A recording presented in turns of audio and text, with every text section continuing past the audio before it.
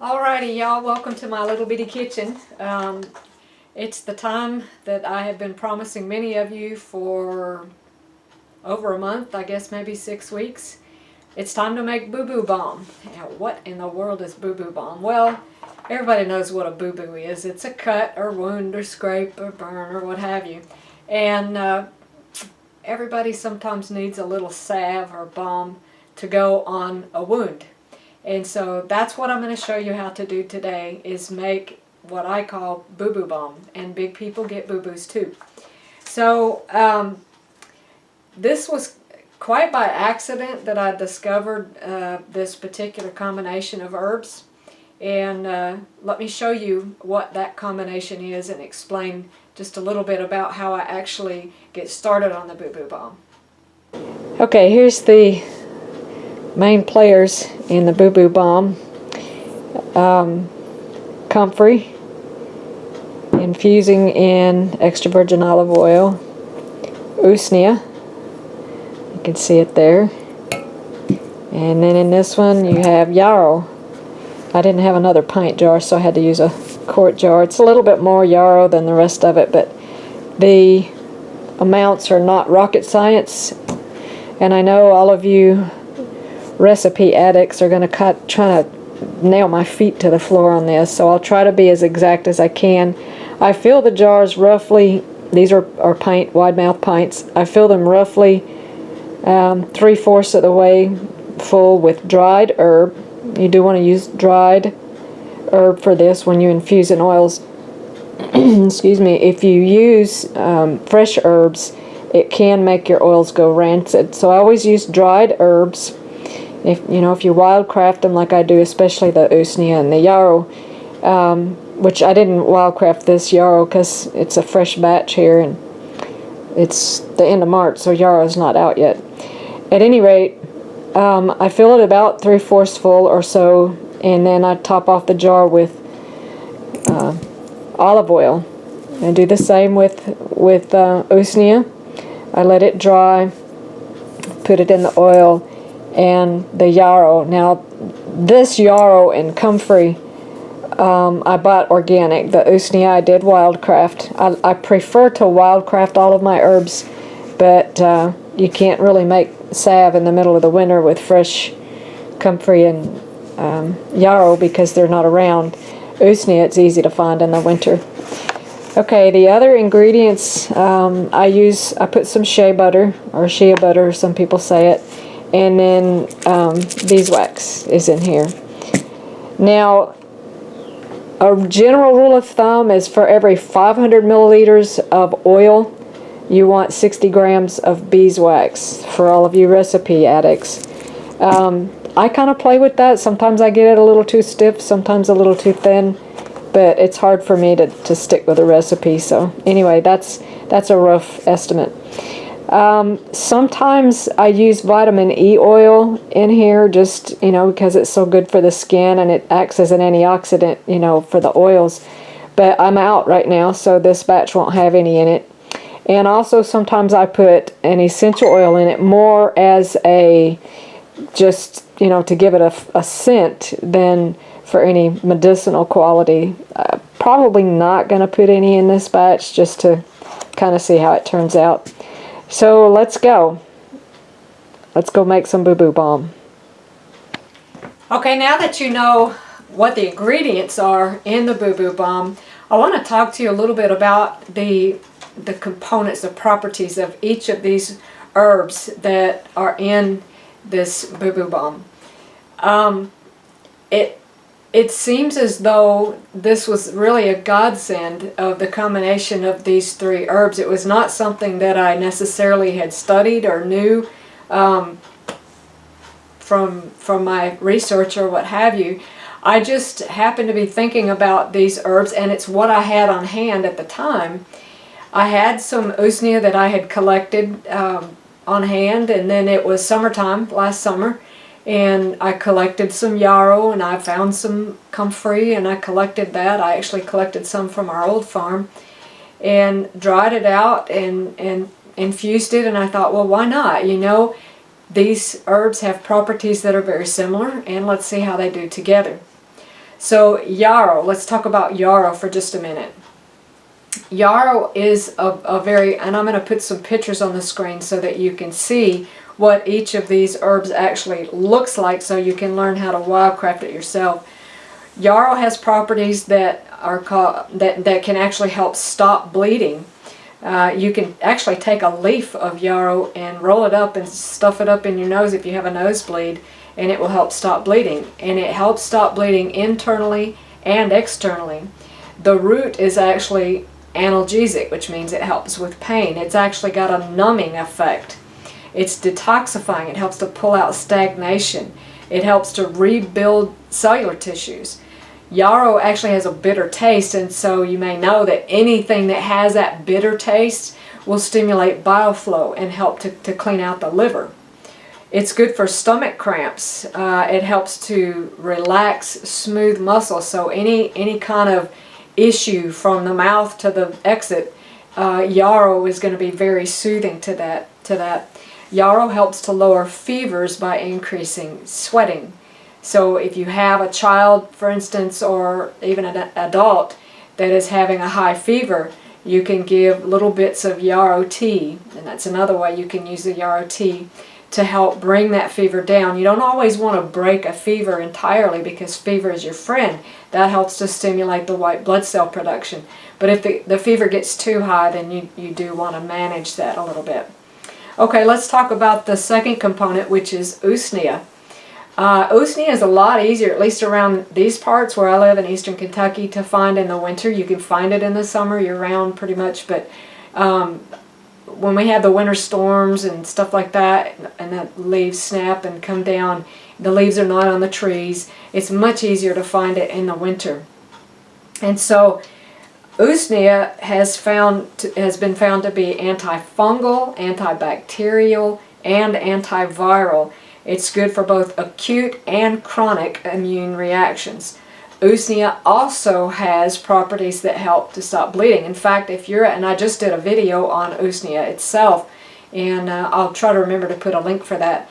But if you're out in the woods and you get cut and you need to stop the bleeding, if you can find some usnea, you can pack it directly into that wound, and it will help to stop the bleeding. It will help prevent infection. It's just a really good herb to know. To me, I think it's a really good survival herb.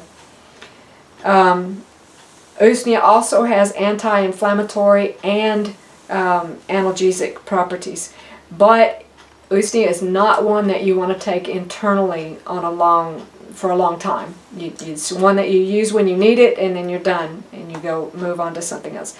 Okay, the third component is comfrey itself. Comfrey actually is very high in protein, and there's a lot of question as to whether or not comfrey should be taken internally. I do. I use it internally. I've not had a problem. It's not something that I use on an ongoing basis. Like, the fact that it's high in protein, you would think, you'd want to just go crazy and eat it every day. Well, that really is not a good idea. But for healing, if you need it for healing, it's a very good source of protein. And the properties that are in the comfrey, and I can't remember right now, I think it's an alkaloid that tends to be more dangerous, is actually higher in the root. I think it's like 10 times higher in the root than actually in the leaf itself. So if you're going to take it internally, it's probably best to take the leaf. Another nickname for comfrey is bone knit, because it's such a powerful cell proliferator. Allantoin is the component in comfrey that gives it that capacity. Comfrey itself is also good for internal bleeding, like ulcers in the stomach. It's good, as I said, for broken bones. It's anti-inflammatory. The root, as I said, is extremely potent, and you can even just take the leaves and spread it out in your garden, and it will add a lot of nutrition to your garden soil.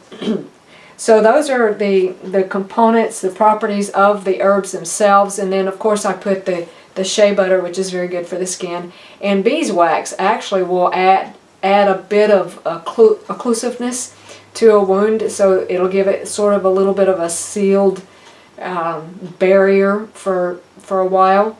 And the beeswax itself will act as a mild preservative in the salve itself. Really, salves that are oil-based don't necessarily need any kind of preservative, especially if you keep it in a dark container, which I do, and if you store it in a cool place, which you should. So let's go through how we actually make this, and I'll show you how easy it is to make your own medicine. Okay, after the herbs have infused in the oil for about a month, we're ready to make the salve. And to squeeze the oil out of the herbs, there's two ways that I have this contraption, which I think it's called a ricer. I'm not sure. Maybe I've seen these made specifically for herbs too. Mine has suffered abuse under the strong hands of my husband, and the handle is very bent, and I don't have strong hands. So this is one way that you can squeeze the herb out. And I know that I'm not, you know, you wouldn't double do it through the screen there. I'm just kind of showing you. These are already dry, but you can see some will drip out, you know. But, you know, if I could squeeze it harder, I would get a lot more out, but I just don't have the hand strength. So my preferred method for right now, because I don't have the strength to do that, is I just press it through with my thumbs and just let it drip. Just take time and let it drip through. So that's kind of how I end up doing it, because I don't have strong hands. Okay, I've done the tedious job of straining out all of my herbs from the oil. By the way, if you don't want to, you don't have to throw the herbs away. You can save that to make a poultice out of. I don't know how much of the medicinal property would remain, but if you don't want to discard it, if you feel like you're wasting it, you can use it in a poultice if push comes to shove. You want a 1 to 3 to 5 ratio. In other words, you either want a 1 to 3 ratio, 3 times more oil to beeswax, or you want a 1 to 4, so you'd have 4 times more oil than beeswax, or 1 to 5, which is 5 times. I'm going to stick with the 1 to 4 because you want it to kind of be in the middle. Right now I've got the heat on, just heating it up a little bit so that my beeswax will melt. And I use the little BBs. It seems to work well for me. Now, the caveat to that, or the exception I should say, is that now I'm going to add a little bit of shea butter. And that's, I don't know, maybe a half cup or so. I just like the shea butter because it gives the salve a nice soothing effect on the skin. I really like the way it feels, and I know it's very good for the skin as well. So that brings me up to about 5 cups right there, and I'm just going to leave it at that. I'm going to leave that amount of beeswax. I don't like my salve to be really hard, because if you've got a boo-boo, the last thing you want to do is have somebody rubbing a hard salve into it. I want it to be a little bit on the soft side, but not like a cream. So at any rate, we will come back in a little bit once this has had a chance to melt down, and then we'll take it from there. Okay, we have our finished product here, and basically it just looks like tea almost. But I've got my jars cleaned and ready, and most of the time whenever I make the BooBooBalm, I get a little bit of herb pieces in there, and I'm not really worried too much about that. So if you see a little fleck of herb or what have you, that's really not a big deal. So I just pour it up in my jars, and I try to be very generous. I try to fill the jars very full. I want people to feel like I'm giving them plenty of bang for their buck. So, I told you I'd tell you a little story about my use of the BooBooBalm. My husband had cut his finger really deeply in December while we were up in North Dakota helping my mother-in-law in her house. And I didn't realize how bad it was. He and Mom were in the bathroom taking care of issues when Mom came and got me and told me that Kalen had cut his finger really bad, and I imagined we were fixing to have to go to the ER and have stitches. And so I went in there and looked at it, and it was quite deep. It was probably about 3/4 of an inch long, and you could see way down into the flesh. And I had taken a jar of this BooBooBalm with me. And I also had some cayenne with me, and if you don't know this, many of you probably do. If you have a wound that's bleeding, you can pour cayenne in it and it will stop the bleeding. And so I had cayenne, poured cayenne in it, wrapped it up, put some ice on it so it would help keep swelling and pain and yada yada. Well, the next day, I left it wrapped up with the cayenne overnight because I didn't want to open it back up and make it start bleeding. So the next day I unwrapped it, cleaned it up a little bit, and I put a big blob of this BooBooBalm on it, wrapped it up again, and he kept working. We were, like I said, doing stuff on Mom's house, my mother-in-law's house, and 4 days later his finger was completely healed. I was dumbfounded. I'd never seen anything work quite that fast. We're having a failure here on this lid. It doesn't want to close. There we go. Anyway, I've had similar stories from other people, but rather than tell their story, those of you who have used it, chime in. Let us hear from you in the description below. I mean, in the comment section below. And obviously I cannot use all of this BooBooBalm, so if you're quick, you can contact me and let me know. Of course, all of these statements made previously have not been approved by the FDA, so you have to determine whether or not you're going to use it. It's done me well. I'm not prescribing or diagnosing or anything like that. I'm just telling you what has worked for us.